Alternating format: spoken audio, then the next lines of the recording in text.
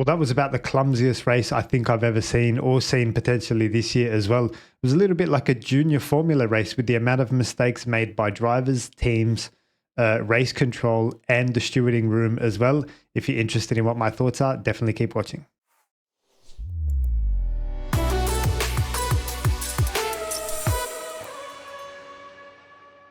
Welcome back to the channel, guys. Like I say, that was one of the craziest, not craziest, but like clumsiest races that I think I've seen for a while.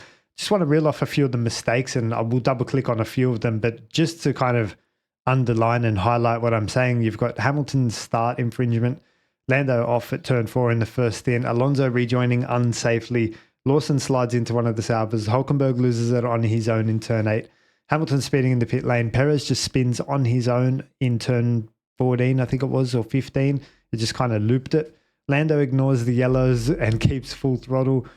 They put the hard tires back on George Russell, and there's more. Like, my list goes on. It's about double the mistakes. So we'll go from the start, but I'm not going to go into all of these. They don't really interest me that much. I'm just going to talk about the driver coach related things. So let's take a look at the start. So interesting, guys. Max's posture off the line, he was a little bit, so George was lining up straight and Max was lining up a little bit angled. And I was thinking that Max was thinking that George was potentially going to cut across. And the way to attack turn 1 is sometimes around the outside, because you can carry more speed and kind of sweep around. It gives you the inside into turn 2. We saw a few drivers pull to the inside in the sprint and try to attack, and it didn't really work, because it's too tight from that angle. And maybe Max was thinking, oh, I want to get to the outside and sweep around. So it was interesting to see that. Like, we were getting an insight before the lights went green. So, conversely, we didn't see George Russell take a defensive posture and fight and compete for the inside. So now that I think about it, I'm not sure if we should be like, if that was a mistake from George to not get to the inside and control and manage the corner from the inside, given Max was pointing to the outside. Were they both thinking the outside is the way to go here? So I still think from George's point of view, you want to get to the inside, and you can always run the car deeper if you want to. Like, it's not like, I guess what I'm saying there is I think George still should have put on a defensive posture, still should have competed for the inside, because when Max shoots forward, George's car should have been there, and that forces Max to put steering in, and then he loses a little bit of momentum going around, and then it's a drag down to turn 1 with George on the inside, Max on the outside, and George can outbrake and break deeper and control the corner from there. So, George has said, no one's given Max a good run here. Like, give me a decent car, give me a decent shot, and I'll show you what I can do. Well, the start and the turn 1, given that he had pole and everything, I can't help but feel he should have converted that from there. But we need to see more data points before we start crucifying George for that. I mean, Lando lost the lead 7 or 8 times from the pole. George has lost it once now. So we'll have to wait and see. But anyway, on the flip side of that is the start by Max, the attack by Max, and the defense by Max was tick, tick, tick, like God tier level stuff. So his start, obviously his reaction time, we went on board and had a look at his start. The reaction time was really good. And then obviously supplemented and complemented by the revs, the tire temperatures, the timing of introducing the throttle, the shifting, and all that jazz as well. But I think the reaction was out of the screws as well. So then he gets up the inside of George, which is good attack, and good defense as well on the run down to turn 4, because Lando was starting to get in there as well. He passed George, and then you see Max do the Max thing, pull to the inside, protect the apex at turn 4, make sure no one can come past, and then we get the safety car. So it's just a good job by Max, and potentially some work to do by George in terms of the start and how he manages and thinks about controlling turn 1. So lap 1 incidents, I'm not going to go into them. We had Colapinto, Magnussen, I think, and Hulkenberg. And then we had Stroll and Alex Albon in the double apex turn 4. The key part for me out of all of this was the restart that Max could control and how he managed that one.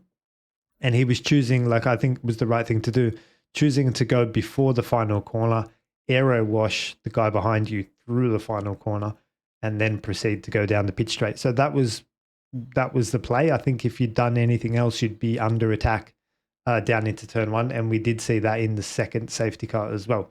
One other thing I wanted to call out was, I don't know if you guys saw it. You guys have been following the channel for a while or not. Leclerc fastest lap on lap 15 when nothing was doing. Max had kind of set a few in the early phases and then just, everything had kind of settled for a bit. And it was just in that moment where Leclerc sets the fastest lap on lap 15. Again, it's a head scratching moment. And it's just kind of like, where's that come from? Was that car quick or like, what are they doing? Like, is it? We've seen it in Singapore. That sort of thing popped up. I've seen it a few times throughout this season, and I'm just like, where's that pace been? Like, we need that more often from the Ferrari. So again, I thought I'd call it out. There was a few slides through the final corner when drivers were following closely to one another and thinking that they can just follow and then attack down the pit straight. And it's a perfect case for the tight line, guys. You see, when you turn in from as far out as possible and then go through that aero wash and load the car up, and then either the rear is going to go or you're going to get understeer. So the balance is going to go one way or another. We saw that happen to Piastri twice, I believe. And we saw that happen to Carlos Sainz once as well. So the solution is the tight line. Everything we spoke about in the preview show, we said that the tight line into turn 4 and 5 can look after the left front. The earlier turn in into turn 7, the tight line into turn 10, and the final corner into turn 16 are the ways that you can preserve your front tires, avoid the aero wash, get a nice stable platform through the mid corner, and then potentially attack down the straight. So we didn't really see it from anyone there, but that was the reason why. I just want to highlight too, that was the reason why the drivers couldn't get in. It was similar to what we saw when Lando was attacking Max in Austin and going through turn 7, turn 8, that sort of direction change, that left and right. Lando had the new tires. In that case, he was getting aero washed a lot through turn 8, and he didn't refer to the tight line. So it's a technique that not many on the grid know about. I think Lewis is probably the only one that knows about it at this stage. Race strategy. I thought it was interesting that as we got into the early 20s, so lap 20, lap 21, I was expecting that, someone would pull the trigger and go onto the hards. And then they didn't. I mean, George did, but the laps kind of went on 25, 26, and they're still not pitting. I'm thinking, why is this? And then it occurred to me that it's just so hard to overtake. So what you want to be able to do if you're going to come out behind some other cars, like come out behind the Hamiltons and the Ferraris and whoever was P5, 6, 7, you need to be able to cut through those guys quickly. And that's something that they couldn't do. So the overtaking delta was very big. So if you're new to the channel, we speak about the overtaking delta a lot. It's the lap time difference that you need in order to overtake comfortably. So on this track, I can't help but feel that would have been, I don't know the number, but I'm thinking it would have been greater than 3/4 of a second, maybe 7/10 sort of thing. Like that's the sort of margin that I think you would need to overtake easily. And maybe they didn't have that. And plus you're getting aero wash through the final corner and the drivers couldn't find a solution to that either. So George pits for the hard tire. He comes out in traffic. He's kind of stuck there. They had the bad pit stop as well. So that's another mistake on the list. But he couldn't make any impact there. So it was kind of like whoever pitted first was going to be at some sort of disadvantage.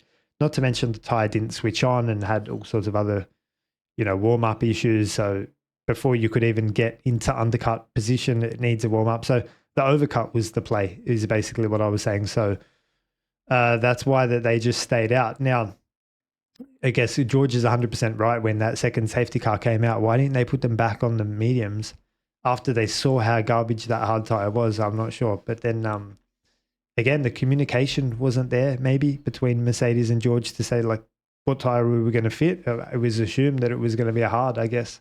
So Alex Albon's wing mirror is probably the biggest story of the race when it came off. And then even Crofty in commentary was saying, yeah, we need a VSC to recover this debris. If someone starts to attack down the pit straight or defend down the pit straight, they're going to run over it. And that's exactly what happened. So good shout in commentary, David Croft. So the first fault was no race control, no management. It just left a piece of debris on the track for so long. But the second fault was, how did Bottas run over it? Like, are the race engineers not telling the drivers, hey, Valtteri, there's debris on the pitch straight, like stay on the racing line? Like, was the radio not working, or I don't know. So I'm double clicking here on this this phase of the race between the race control, Valtteri's race engineer, and then also now Lando's race engineering team, to not say Lando, there's yellows down the pitch straight for a piece of debris, for a wing mirror. So we cut on board to Lando. Yes, he kept his foot flat and there was a solid yellow on the left. And I guess the only reason that I could think of that Lando didn't see it was that it was solid. So obviously that attracts less attention than like something flashing like bing, bing, bing, bing. So for whatever reason, because it's solid, it's just blended into everything. I guess from Lando's point of view, it's just blended into everything in the background, and he hasn't seen it. He may have been on his steering wheel, but again, this is not like defense for Lando. It's a slam dunk penalty. But the team as well, like not saying, hey, Lando, debris there, it's yellow. It was just amazing to me. The 3 mistakes or 4 mistakes that were made there from race control, Bottas's race engineering team, Lando, and the Lando's race engineering team to not get that one sorted. Now, I want to refer you guys back to Baku here, because in Baku, Lando came out of the tight left-hander just before the last corner, and it was actually a flashing white on the down the bottom there, down the hill. And what I would have done is, you can accelerate up to that and then wait and see what happens. So that was a flashing white that went out. And then as he rounds the corner and finds the slow Alpine, yes, there is a flashing yellow. But by the time he gets there, that flashing yellow has turned to green. And I made the point that, is the flag active at the point at which you see it, or is the flag active at the point at which you pass through it and into that active zone?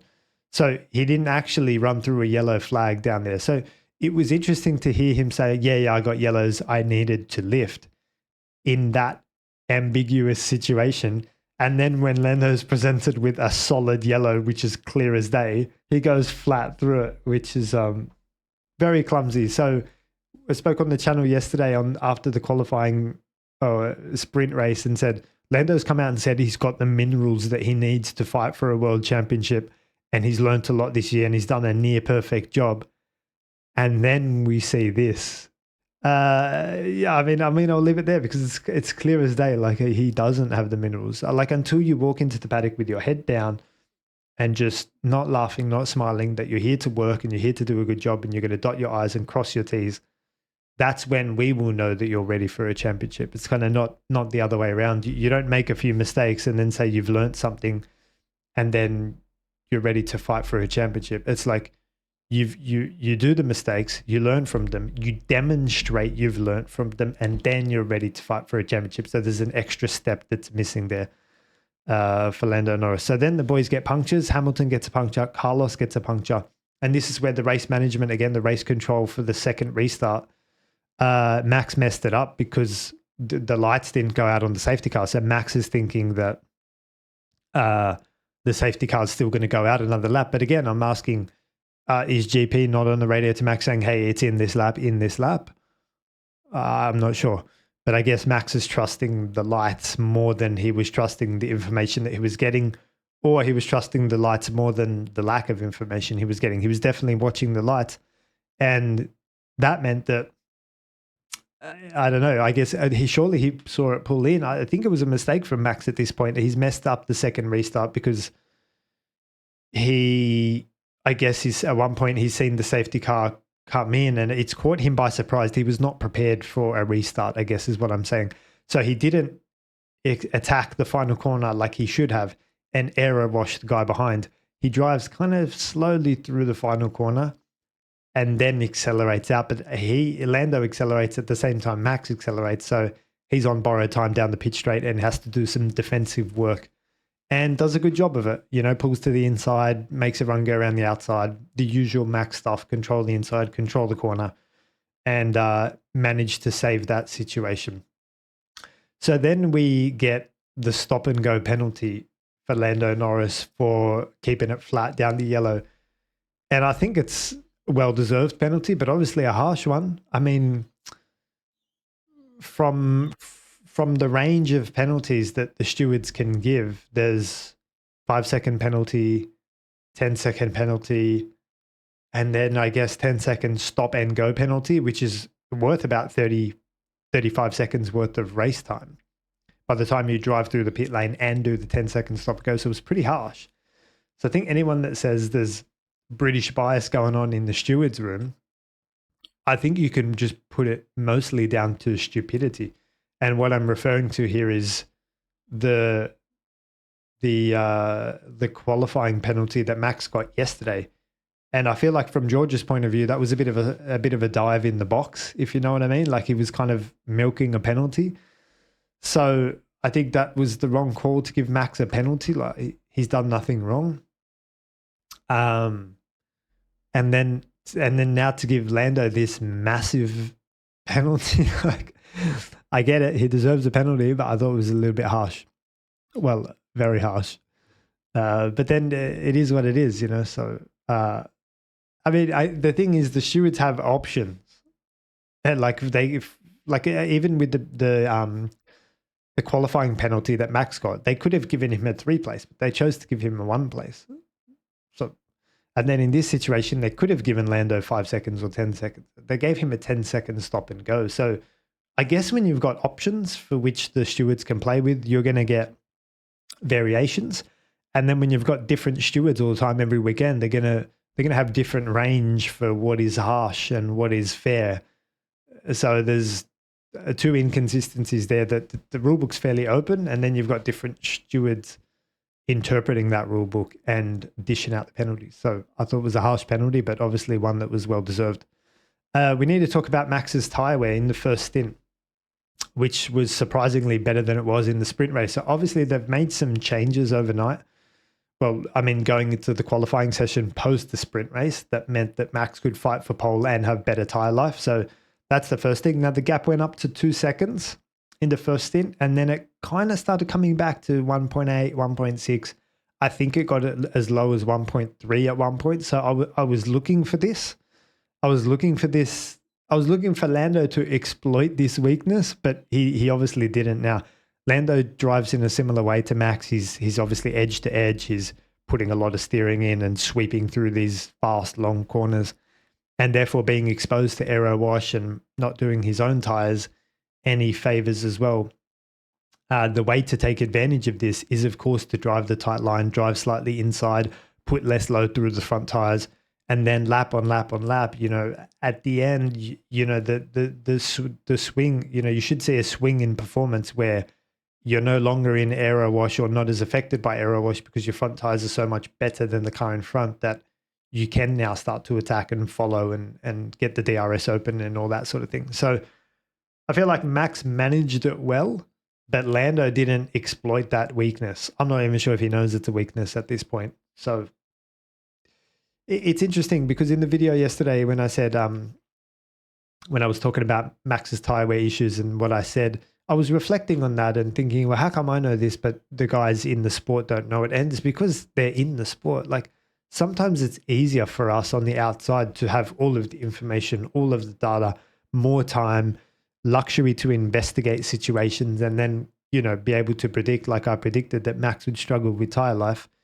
And then, but someone in the sport, they're flying around the world. They've got meetings, they've got PR events, they've got qualifying to prepare for, they've got practice sessions to prepare for, then they've got to talk to the media, then they've got to add here, sponsor event here. And like there's, when you're in the sport, sometimes it's actually harder to see these things. So that's why I came out and said what I said, that Max would struggle with front tire life in the sprint. He did struggle with front tire life in the sprint. I think it was cropping up a little bit in the race, not to the same extent, but I just feel like Lando was also struggling with that same issue, and no one was exploiting the other person's weakness. And so the gap closed a little bit, but not as much as I think it should have. So that's what I wanted to call out there. So guys, those are the only points that I wanted to raise in this race review. If you had a thought or question, definitely leave it in the comments section below, and I'll see you in the next one.